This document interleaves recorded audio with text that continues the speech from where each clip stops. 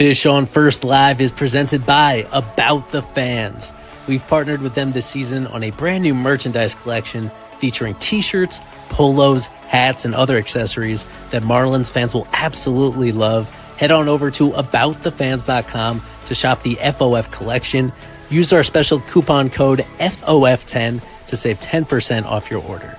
Enter code FOF10 at checkout to save 10% and continue supporting what we do over here. This is Griffin Conan. This is Xavier Edwards. This is Liam Hicks. This is Dave Myers, and you're watching Fish on First Live.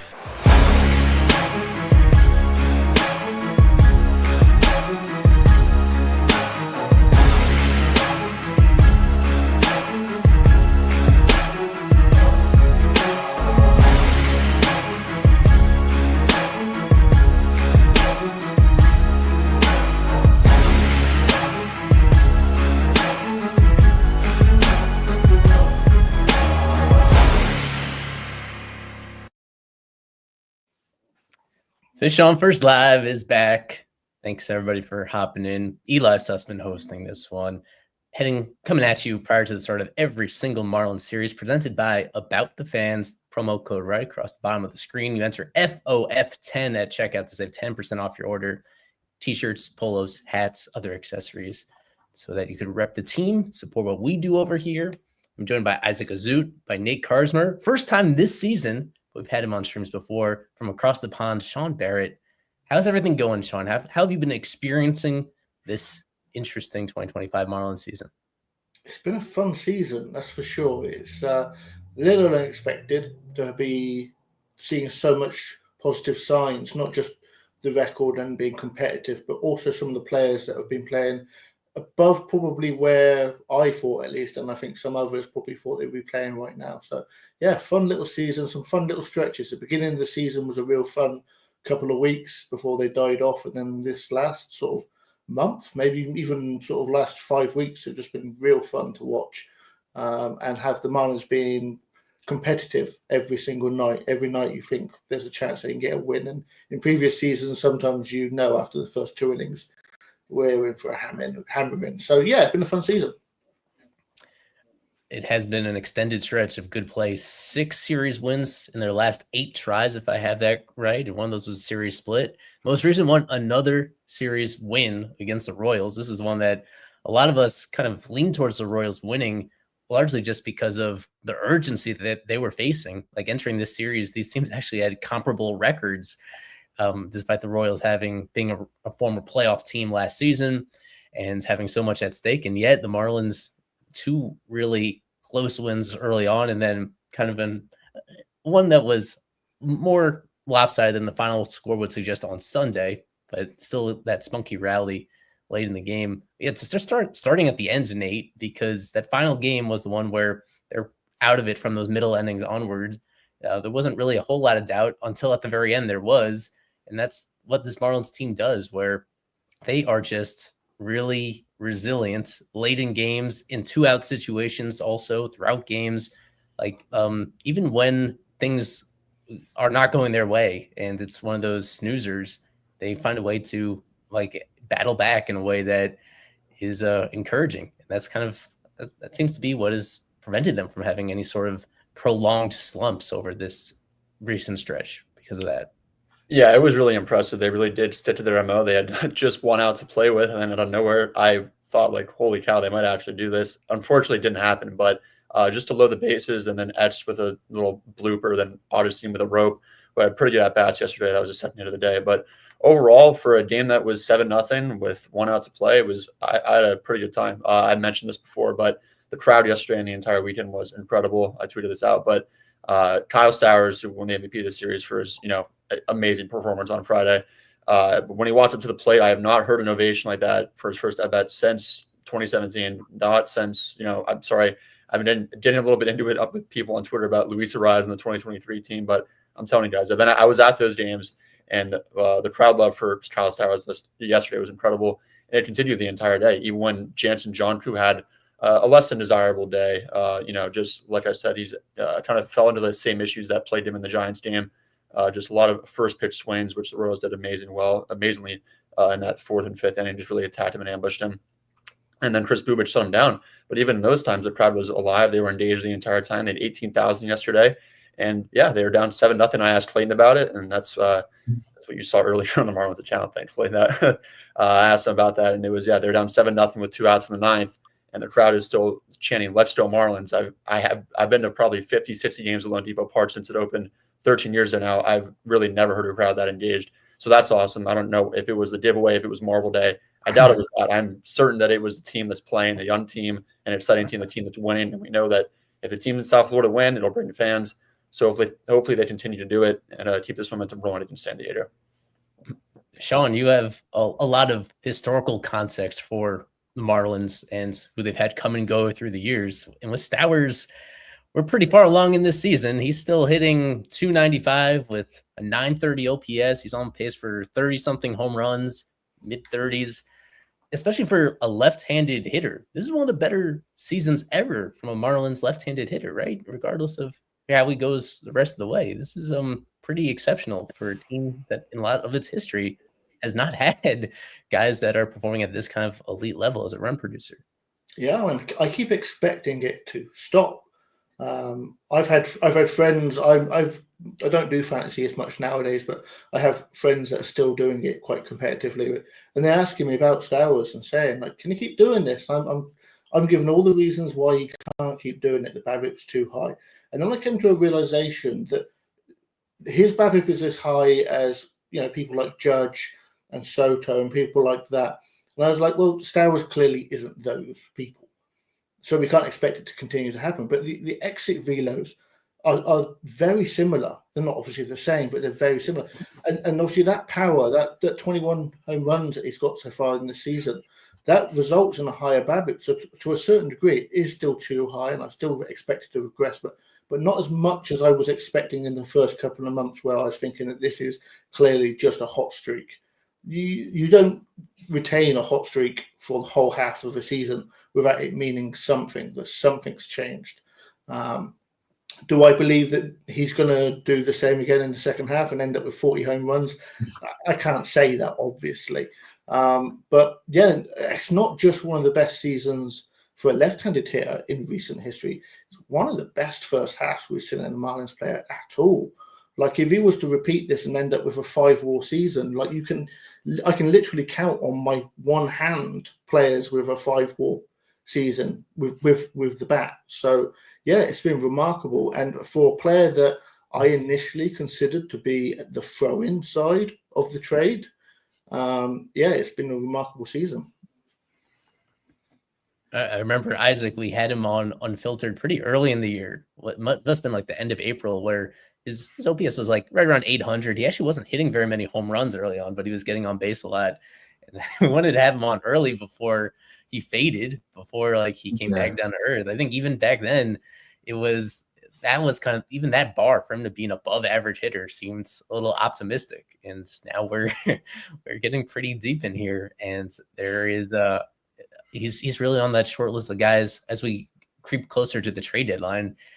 Craig Mish has put it out definitively, you could say, a couple days ago, that he's not going to be traded. And that seems kind of obvious because he is really on that pretty short list of guys that you want on a competitive team in the near-term future. And like his breakout single-handedly maybe pushing up the timeline for this team to compete, to have somebody like this that you can rely upon almost every game.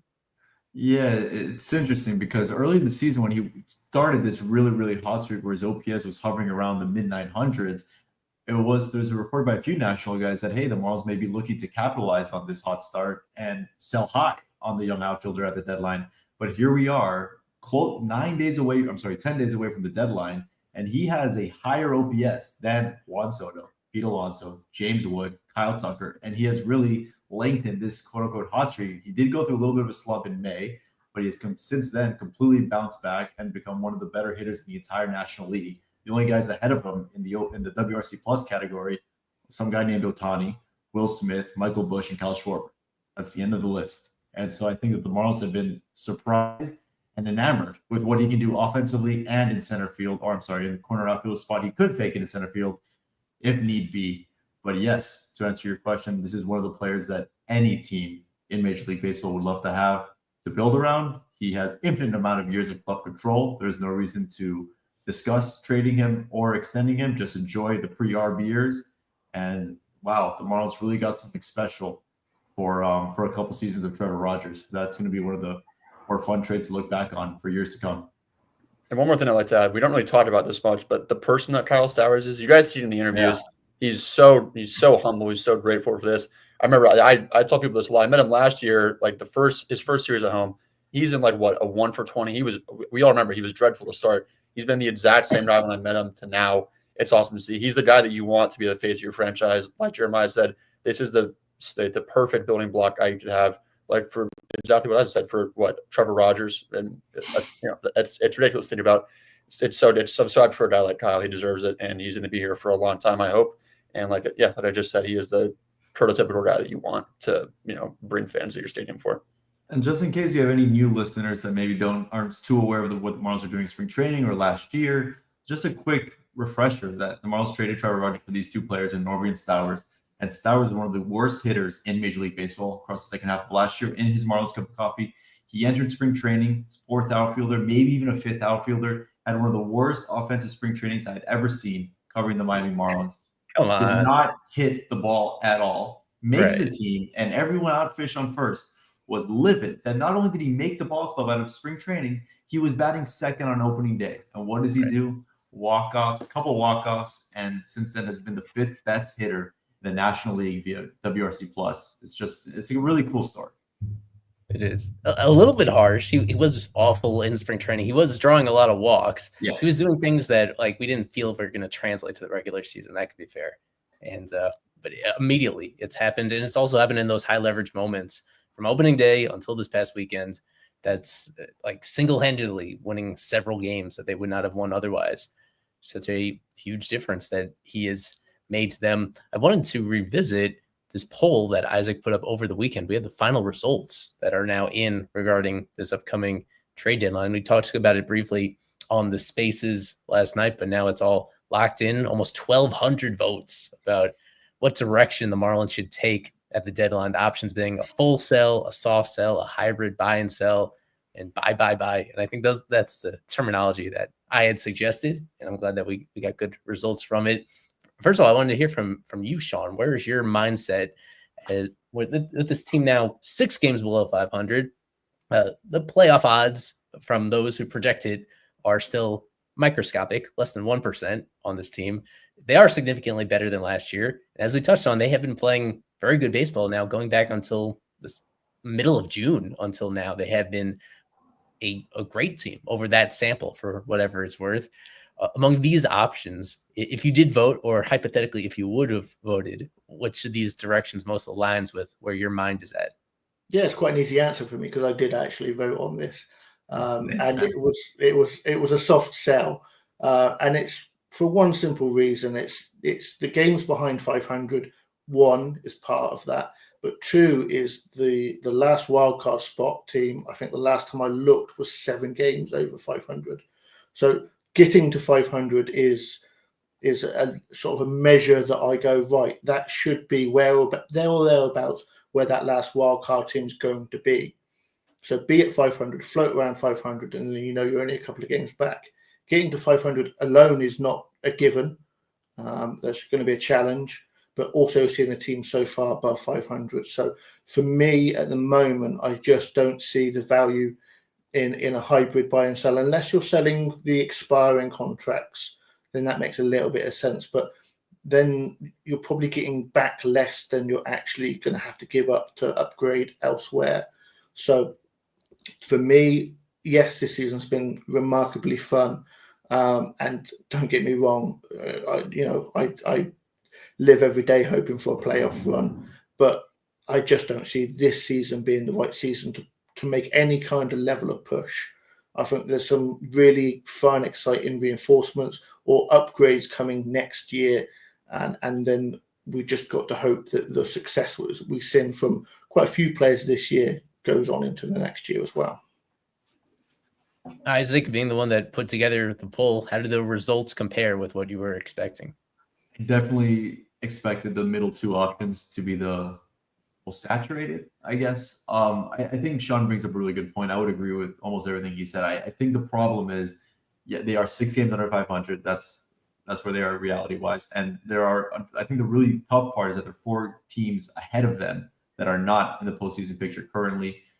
So I think just the odds of Miami not only reaching 500 before the deadline or even, before the end of the season, just very unlikely. And then for them to, leapfrog over any of these teams, the Diamondbacks, they might sell, so you never know. But the Cardinals, Giants, Reds, Padres are all ahead of the Marlins in the wild card standing. So like Sean said, it just would not make a lot of sense to sacrifice all the progress you've made in that system for a shot at it. I think Fangraphs has their chances at less than 1% to make the postseason.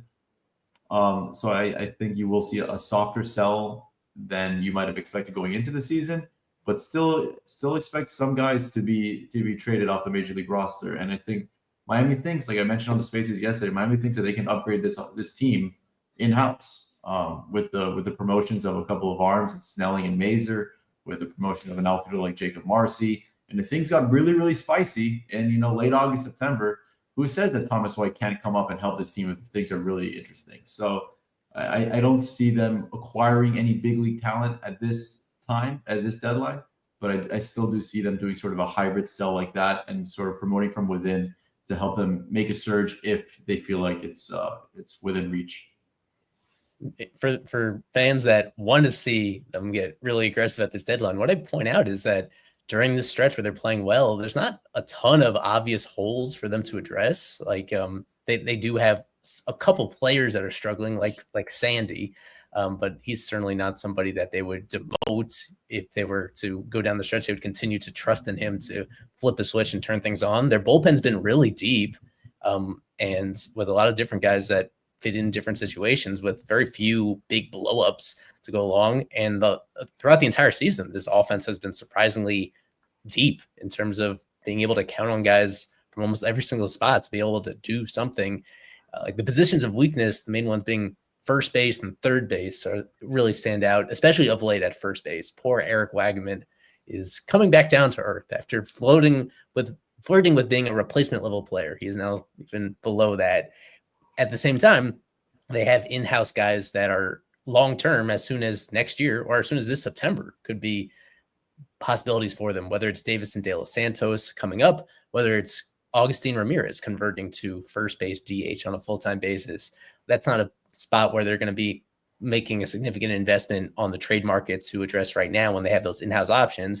And then third base is an interesting spot that's up in the air. It's been a struggle for most of this year, both when Norby was healthy and then when he's hurt, and Graham Pauly's been filling in. But those guys are still relatively young, and they still have some upside to tap into. And this is the rest of this year. Understandably, the team is going to want to find out what they have in them with Pauly over this next month and a half, and then Norby hopefully the final few weeks of the year when he's back. That's not a spot where you would think that they're all that open to blocking them in order just to chase an extra win or two down the stretch.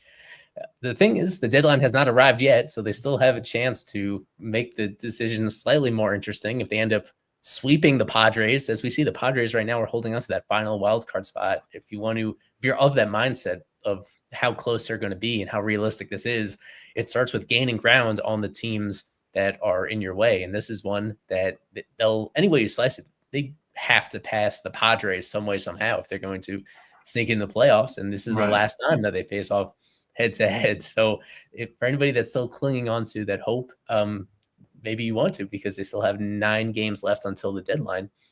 They'll have to, this is the opponent that they really have to shock and narrow the gap in order to keep those dreams somewhat alive and keep their options open. Yeah. And it's a really tough team too. So I think this series came at the perfect time because, like you said, 10 games before the deadline, 3 games set. At least you have home field advantage for the series. You have Yuri, Sandy. You pretty much have everyone you want up in the rotation pitching this series. So I think what Miami does in this 3-game set will determine what they do in 10 days. I hate to be that guy and just look back, but if you guys really think about it, if that Rocky series goes the other way, the Marlins are a 500 team. It's so frustrating. That man. is so ridiculous to think about. And then you really talk about the hybrid buyer seller, even buy if you're feeling that insane. I don't think they should do that at all in any circumstance. But that really is crazy to think about. They were one series off, and they started to catch fire a little bit around Tampa. They were playing some close games and losing, but just think about that, man. It's wild. A lot of questions in here in the chat that I can scroll through pretty quickly as we're a few minutes away from bringing on Kevin Barral, he's our Nick Fortes guy. If you aren't really interested in trading Fortes, but can you see him being on the team next year with Joe Mack looming? It seems unlikely for next year. The question is more so the rest of this year, that we've gone back and forth on this on shows previously about the value that maybe Fortes does have down the stretch working with these pitchers before Mac arrives. But once he does next year, there's only so many catchers that you could carry on the team at one time. And what Liam Hicks has shown this year, you figure that he's going to be in the equation somewhere, that and that once they bring up Mac, he's certainly going to be playing very frequently as the primary catcher. So I would be pretty surprised, just because with both Fortes and Mac, there's also no versatility there, where they don't really have secondary positions that they're going to play when they're not catching. So with that being a big element there, I would be surprised if Fortes is on the team next year. It's worth pointing out that he even has minor league options remaining. It seems unlikely that they would keep him in AAA when another team might see more value. Nick Fortes does have value, so other teams maybe see more value in him being on their big league roster immediately, which makes me think a trade is likely. But they do have flexibility because of the options in his case, and also with all those other guys, frankly, coming out of spring training next year. That's why this team loves having young players, because you have optionality to send them up and down if unforeseen things happen with that roster construction. But yeah, that is the outlook on this wild card race at the moment right here. Seems like the Diamondbacks looks like they were fading entering the break, and then they had a big sweep coming out of it that gives them perhaps some life. And the Braves, I just want your word on this, Sean. How stunning is it to see that we're this deep into the year and the Braves are unequivocally out of it? Like, they are, if we think the Marlins are just barely on the periphery here, the Braves being 3 full games back and just showing no signs of even being a decent team. Like, this is the worst Braves team we've seen in 8 years. Yeah, I mean, they got hit with some bad injury luck with their starters for sure. Obviously, Acuna wasn't there at the beginning of the season, but then he's come back and he's obviously hitting really well. So I think, yeah, they've just been unlucky with health. And then once you get on a bad streak and you realise that you haven't quite got the pieces that you need to compete, then it just snowballs, doesn't it? You start to get onto a bad run, and you get players that maybe just haven't got that cutting edge to turn, like the Marlins have across the season, turn those games where you look like you're losing, but you keep grinding and you end up pulling a win out of nowhere. The Braves, once you start going down that downhill slope, you're never getting back up. Let us check in at the ballpark as this series approaches with our favorite reporter, one of our favorite reporters, Kevin. Hey, Kevin. So Kevin, you how's everything going? It's Padres are in town, and probably the bigger news for this moment, basically the entire draft class in attendance at Lone Depot Park for this first game. Yeah, well, 20 of the 21 were here. Cam Canarella still the lone one who's yet to sign, but should get that done. Probably is going to end up being overslot, just the way things worked out. But yeah, most of them were there. Spoke to about 4 of them. Chris Arroyo is the one that really stood out to me. I know he's a Selman Douglas guy, and certainly a guy who I think it'll be interesting. We kind of mentioned this on the Spaces or somewhere, that his arm is good. Like it's a 50, 60 grade, like a 55, 60 grade arm. Like, it's a good arm behind the plate, but it doesn't really make much sense to use it at first base. He did take reps at first base, so they already started this draft camp, for those that are curious. Right. But he will be in the outfield tomorrow, so he's going to start taking reps in the outfield. That's a conversation they've had, and we'll see what happens there. Jake, yes, it's Jake Clement. I think is how you say it. The Florida pitcher, still not sure yet what his role is going to be. He did close games out of Florida last year for the Gators, but he does have it's a fastball, slider, changeup. He says that they may add some more pitches to his arsenal, which essentially indicates that they're going to use him as a starter, and that's the intention there. But we'll see what happens. Aside from that, yeah, they're all here. They're all excited, and I think Eli put this on Twitter. Emilio Barreras, I think is how you say it, from Grand Canyon. He was the 8th round pick. Calls himself a pesty player. Says he models this game after guys like Luis Arraez, who he said he was excited to, even though he's a Marlin, he's excited as a baseball fan to watch Luis Arraez here. And he said he wanted to see him take a couple rounds of BP. And, since he models and his game so much after that type of player, it was cool. So, yeah, they're all here. They're all during the draft camp. And I'm guessing by next week we'll know where most of these guys are going to go. So, I'm sure Carver will be out there in Jupiter, Nate as well. I know I'll be out there. So, it'll be fun. Yeah, correct. Let me just clarify where they stand with these draft picks, where as of this moment, everybody signs and agreed to, with the exception of Cam Cannarella, and he was their second pick in this draft. So they can spend up to right around $16 million without forfeiting future draft picks. They've spent to this moment about $12.9 million. So it leaves them with a shade over $3 million available for Cannarella to sign over these next couple weeks. They had a similar situation last year with Jacob Jenkins Coward, who was drafted much deeper in the draft. But I remember that he was like the one college guy that was not all signed and secured in time for the draft camp. And they ended up working it out with him in the coming days. So in this case, there's not a whole lot to do here. Like both sides know. If we know, then both sides know exactly down to the dollar how much they're allowed to spend on Cannarella. $3,036,795.00. That is what they've available to pay him without making just an irrational penalty upon themselves by overspending. So that is, I think that's what he's going to get down to the dollar. There's really no reason for him to accept less because they've already signed everybody else. At the same time, there's no reason for the team to spend any more on him, understanding that this is a pretty generous payout, regardless of whether Cannarella thinks that he could get a little more in the future. So that should be resolved. And then that'd be the first time maybe in franchise history that they've a full-length draft and actually sign every single player. They have a very good chance right here of going 21 for 21 in signings. Kevin, correct me if I'm wrong. The draft camp last year took place in the Dominican Republic, right? Because you mentioned that started today. That was an off-season thing. So I think they had the camp originally, which was here at Lone Depot, because the team was on the road. So that was during the off-season that they took them there. So yeah. That's right. Well, how are the vibes at Lone Depot Park today, Kevin? The what? The vibes. They're fine. And Clayton was asked today about, just the way that they're playing, if they think they could force the organization's hand to be buyers. And he says that they're not really you're not focused on being buyers or sellers. You're just focused on winning as many games as possible. Coach speak, per se.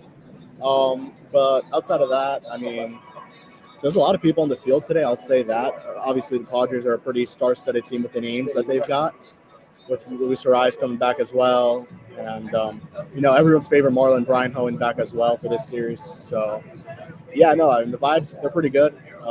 Looking forward to seeing Yuri. I haven't seen him pitch maybe once. So, kind of looking forward to this one. And aside from that, yeah, it's a good San Diego team regardless. So, this is certainly going to be a tough one. Arquette won Ashley on. I wonder who that is. Maybe next week. So, right. Yeah. I think that this draft camp is going to be a nice and tidy 1 week sort of thing. A lot of bonding between those guys. They go through some workouts together and just get to know South Florida a little bit better. As soon as the following week, the FCL is already going to be over. So it's just a matter of going to Jupiter or going to Beloit in his case. It should happen. I guess you could say that next Tuesday, right, would be the first day. There's an off day next Monday. So I'd say July 29th is the earliest possible debut date for any of these draft picks. Not that I know, but I'm pretty sure. I think she also meant Major League debut. And, so Jesus Christ. That's a complicated one because the comparable ones, the comparable first round picks that Miami has made in recent years has been Blade, fourth overall out of Vanderbilt, and Jacob Berry out of LSU. LSU, that's right. And obviously, neither of those really panned out the way the Marlins thought they would. But I do think that if things were to go well, you could hypothetically, optimistically consider seeing Arquette in the major leagues at some point early, maybe in 2028, maybe 27. I'm sorry, late 2027. I think would be best case scenario for this young man to make his major league debut. You see around the league, college first round picks making their debut very, very quickly. Paul Skeens is a prime example. Obviously, he's a starting pitcher, but a few bats. Cam Smith already debuted. A lot of guys. So I think best case, I still think the Marlins taking pretty slow, but best case scenario, I would guess some point in 2027. And Blade lost a year to COVID also, so that kind of. Blade did lose a year to. But Kevin, you mentioned Hoeing. Any family or friends for Hoeing in attendance today? Sorry, the audio's there. For some reason, the music's not. Who? Any family or friends for Brian Hoeing in attendance? A lot of fans want to talk to him. Someone once told me that in Cincinnati, Ohio. But, and that's the case again today. I wonder why. Gotcha. Well, we should mention Arraez, as you've alluded to. He's in the building. This is going to be at this point, he has spent more time as a Padre than he ever did as a Marlin. It took me a moment just to realize that and put it into context right here. Did you get the chance to see any of his batting practice prior to the game? I don't think he took BP because I was up here the whole time, but I did speak to him. We spoke for a bit. Obviously excited to be here in Miami. He lives in Fort Myers, so he's not too far away, maybe a couple hours out. But yeah, it's really crazy that you're not. Obviously, it's not the Arraez that we saw in 2023, but it's just crazy to see like the dude is striking out 2.9% of the time.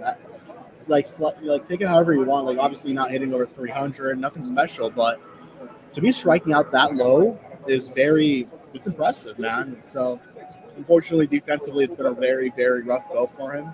I think he has like negative 10 outs above average and DRS as well. So it's been a rough go for him. But, he was one of the guys that, I enjoyed covering a lot here. And I mean, he had a good series against the Marlins last year when he came back. So I expect that to be the same. He loves this ballpark. He's mentioned it many times before. I mean, got to go into the WBC here with a home run against, I believe it was Team USA it was Team USA. And it was I'm looking forward to seeing Arraez here. And it sucks that they couldn't keep him around, obviously, because he's a guy who had made it known. And we're talking about this, like one of the really limited guys in this franchise history that have made it known that they want to stay here publicly like he did. And unfortunately, it didn't work out. But looks like it'll be for the best once Jacob Marcy comes up. So we'll see.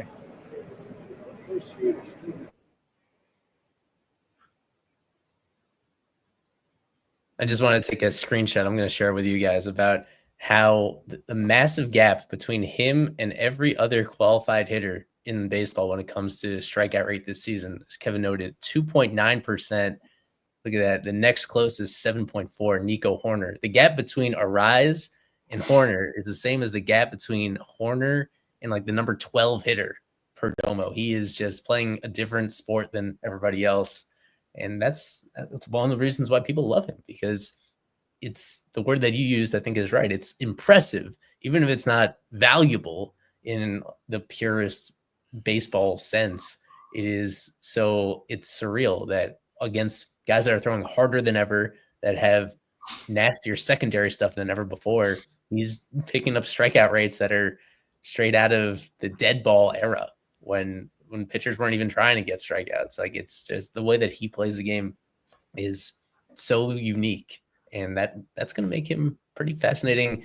I remember there were rumblings this past offseason about the Padres being willing to trade him. There hasn't really been any smoke around that as we get closer to the deadline. He's going to be a pending free agent, though. So that's going to be, as we get closer and closer to that, it is, it's such a unique player that I can't keep saying over and over again how that's what makes this game fun sometimes, is just the variety of styles and how they can be successful in different ways.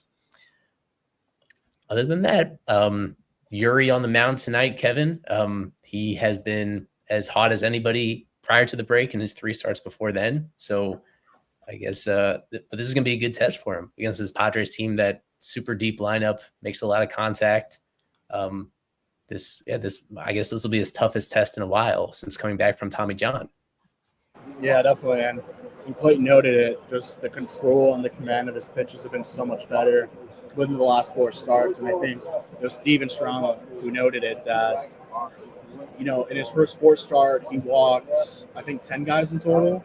And in his last 4, I think that's how many he's made, or last couple of starts, it's been 1 walk in total, which is impressive. And obviously, he's just been good. And he has been probably the best pitcher in the Marlins rotation within the last week or 2. Like, he's been that good. And he's been efficient too. So if he's efficient tonight, maybe they give him the 7th. I don't think he's ever gone into the 7th in his career.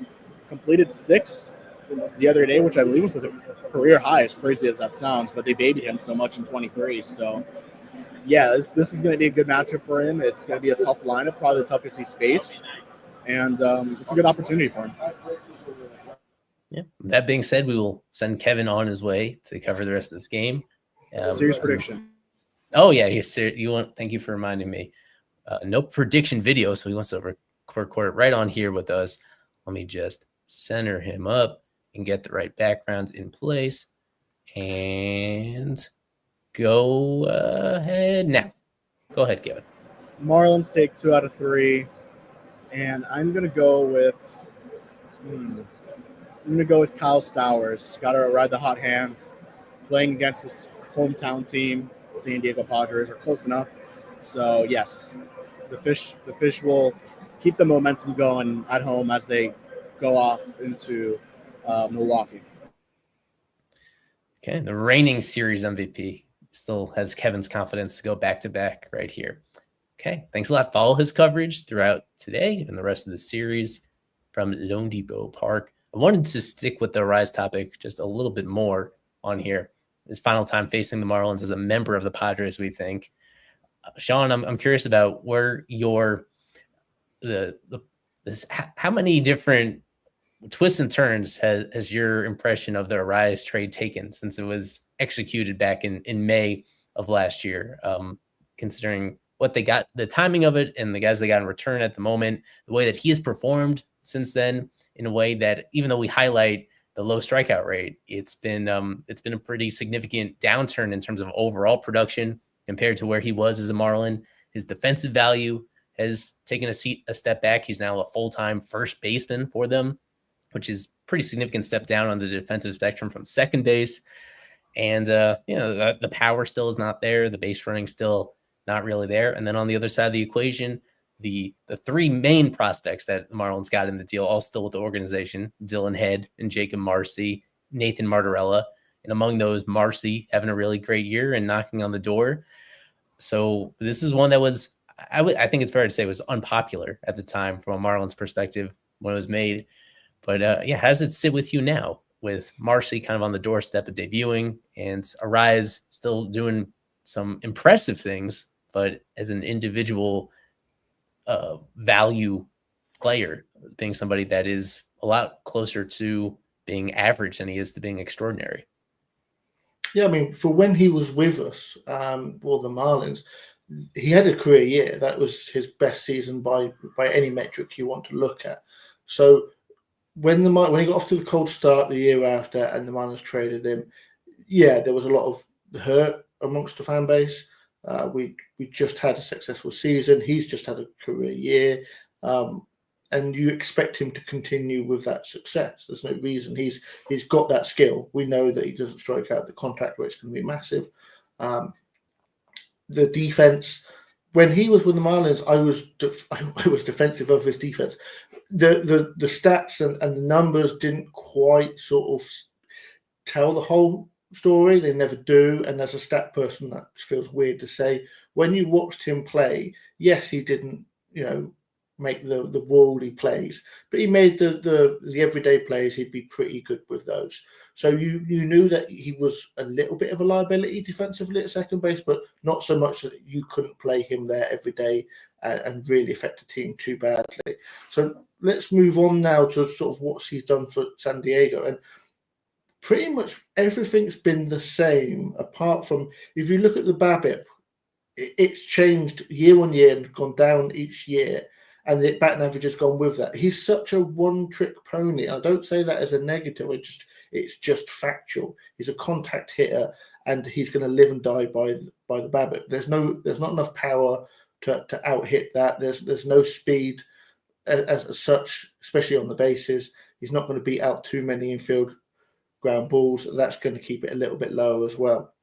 So the actual return that the Padres have got from Arraez over the last 2 years, I think, is a 0 FWAR this season, and he was a 1.1 last season.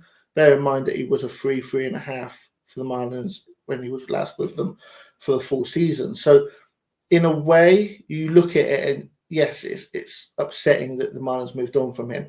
But if you also take into effect the contract number, yes, the Marlins did eat pretty much 95% of the contract last year.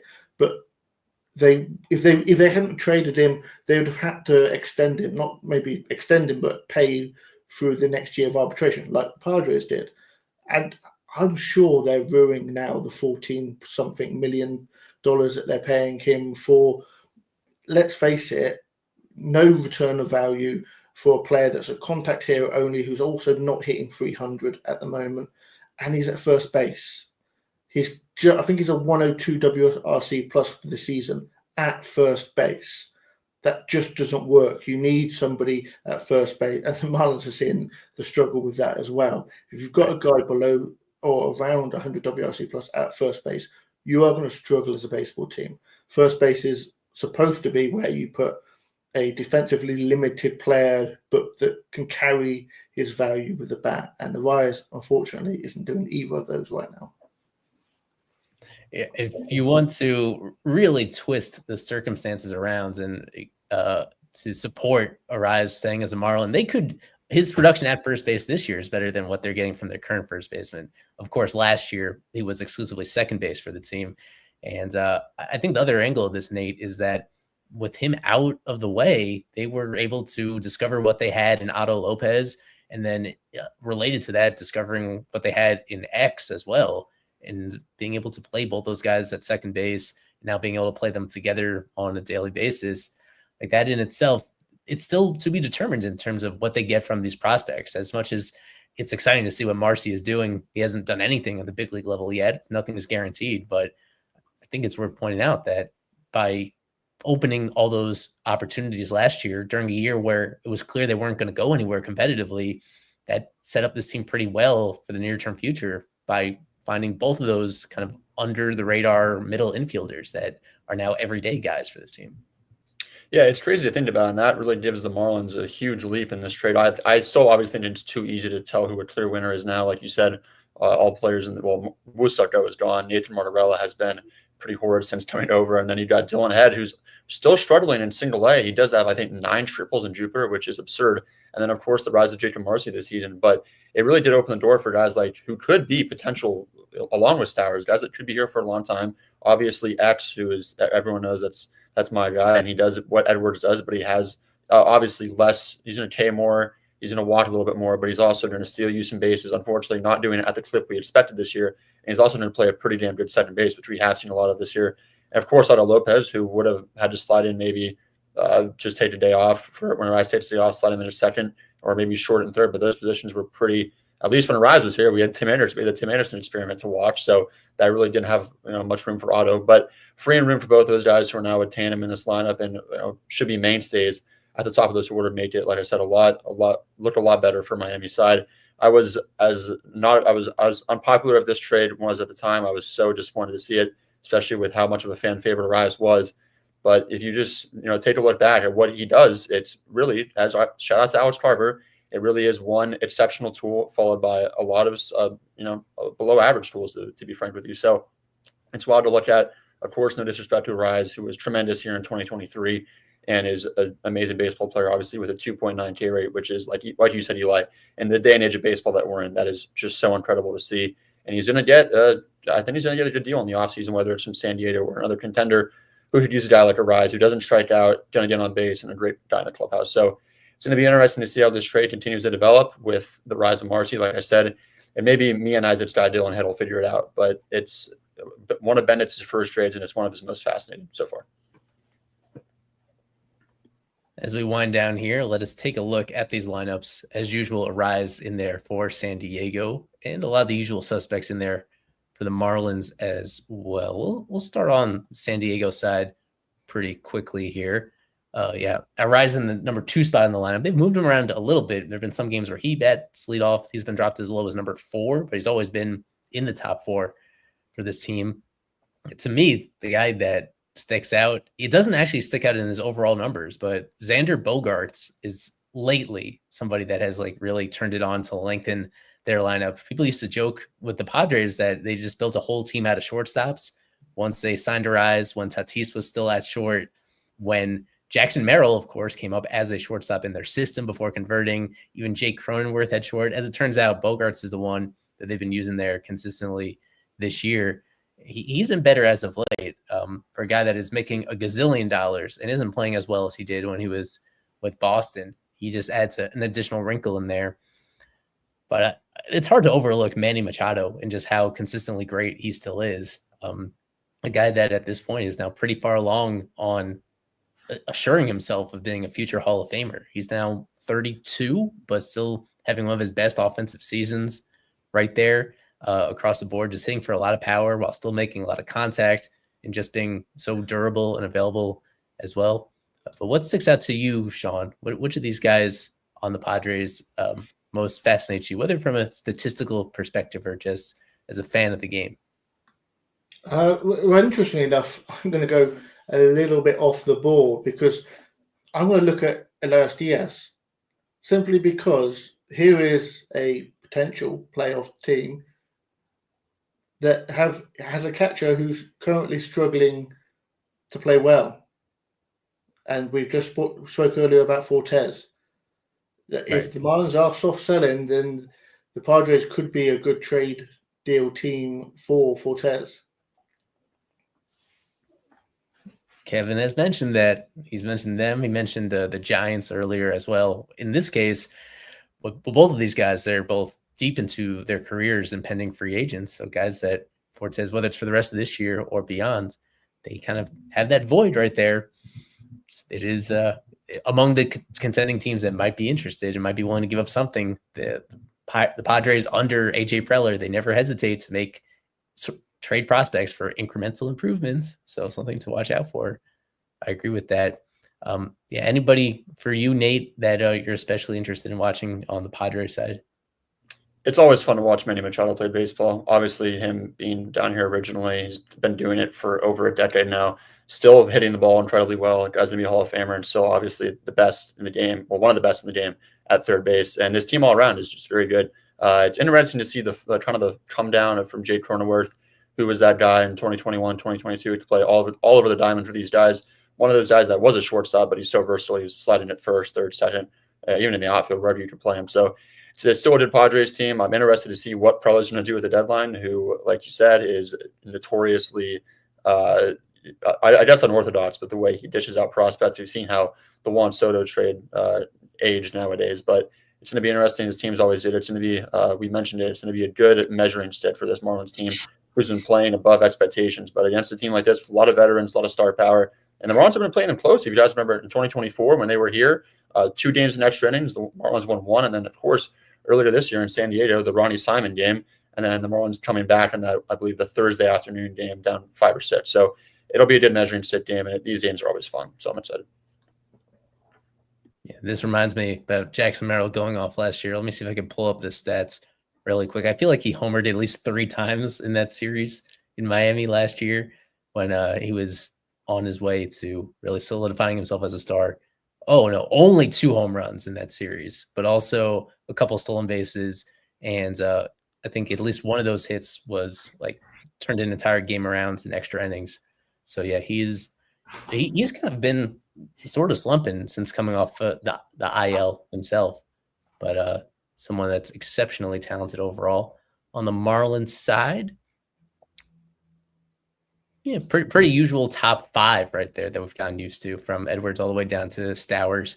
They have Roberto Hernandez in there for a second straight day, even against a righty. And then, Graham Pauley is the one that we got to get used to a lot, playing third base. It's a pretty crucial stretch of his career. It's either sink or swim in terms of being someone to even consider as an everyday option for this team moving forward.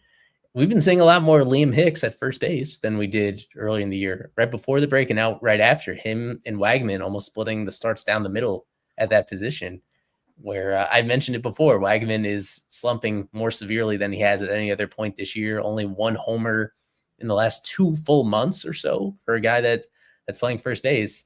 As Sean noted, that's not going to fly at first base unless you're hitting for an exceptionally high average or you're doing all these other marginal things that bring up your value. But in his case, when he's not driving the ball all that well, makes him a guy that is more often than not going to be on the bench.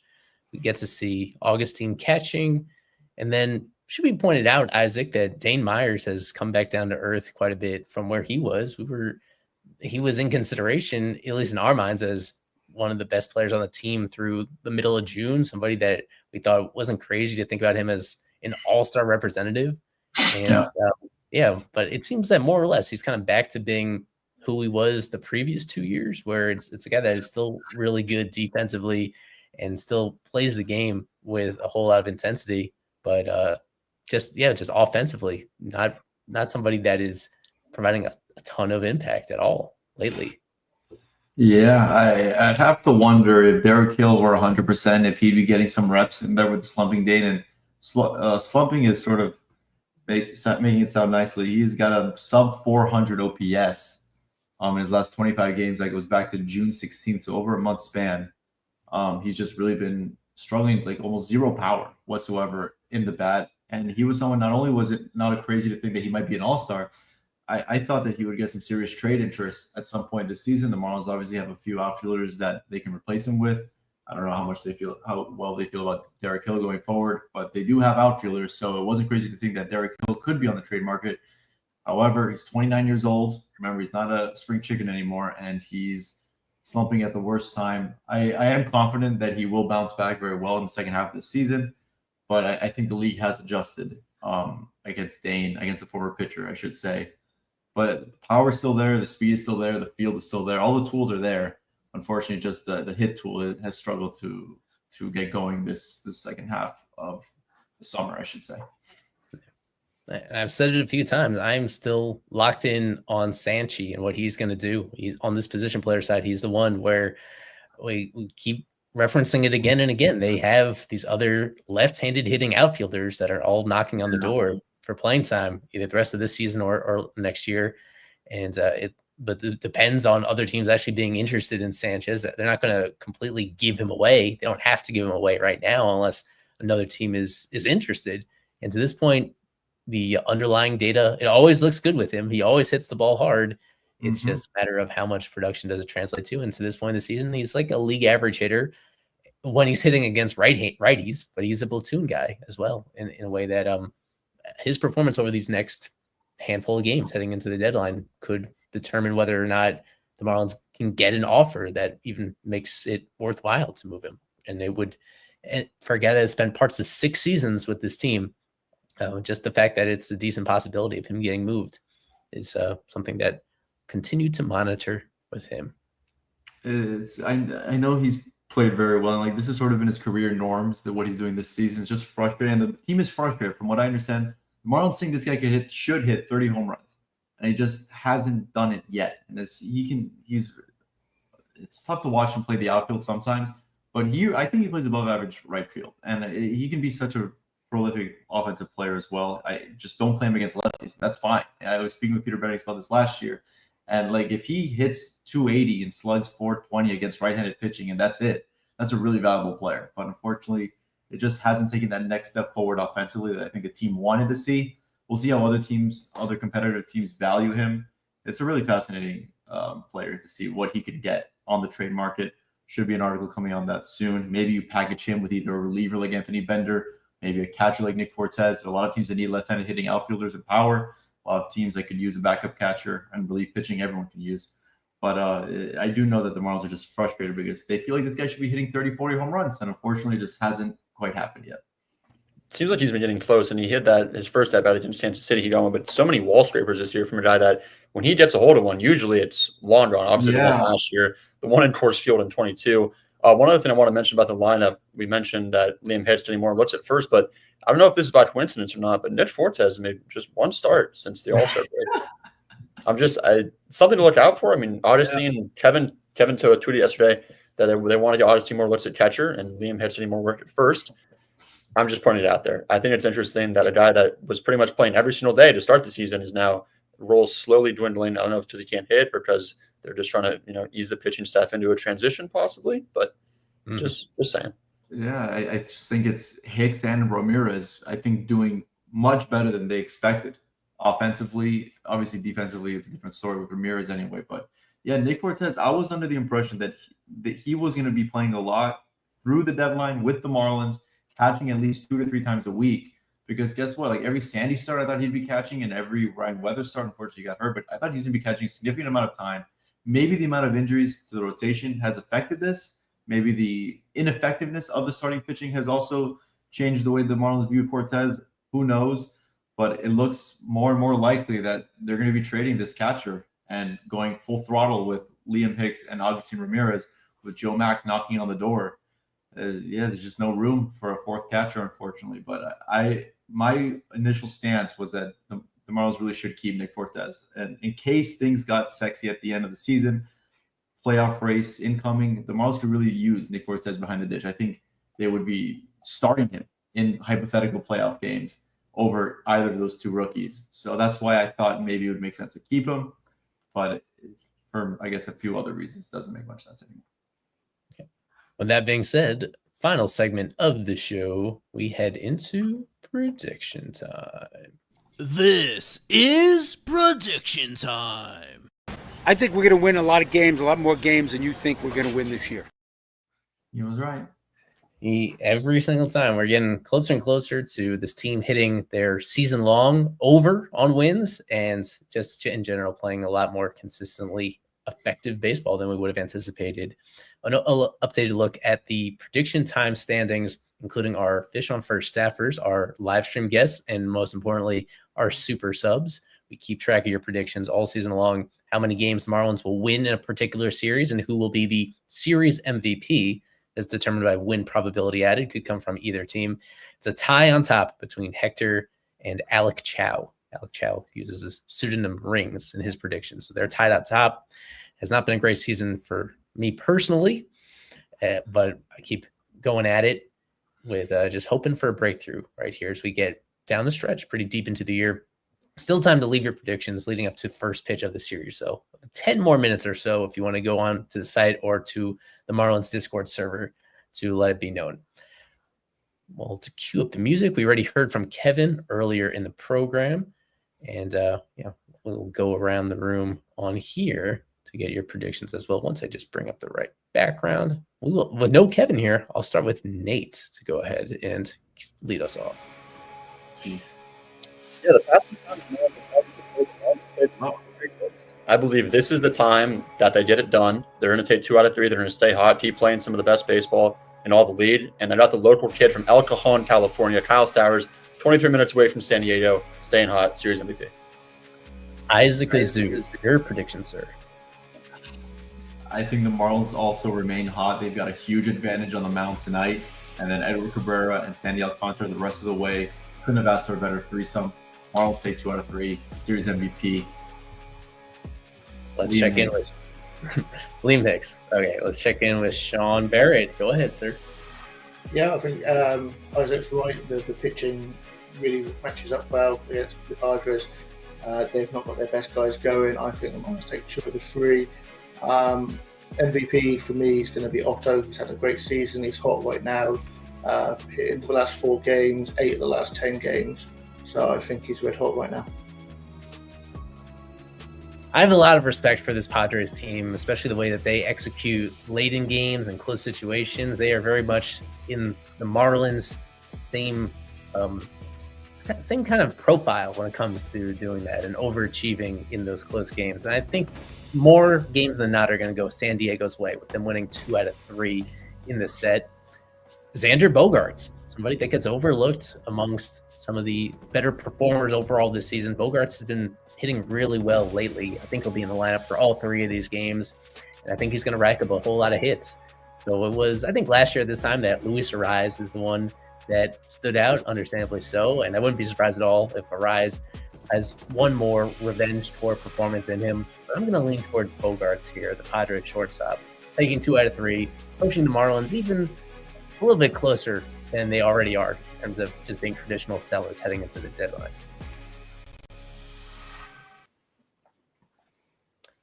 That's our show. Fish on First Live, Eli Sussman, Nate Karsmer, Isaac Azut, special guest Sean Barrett from across the pond, and thanks for Kevin, his reporting earlier on in the show. So I think we'll be back on air on Friday heading into the Brewers series.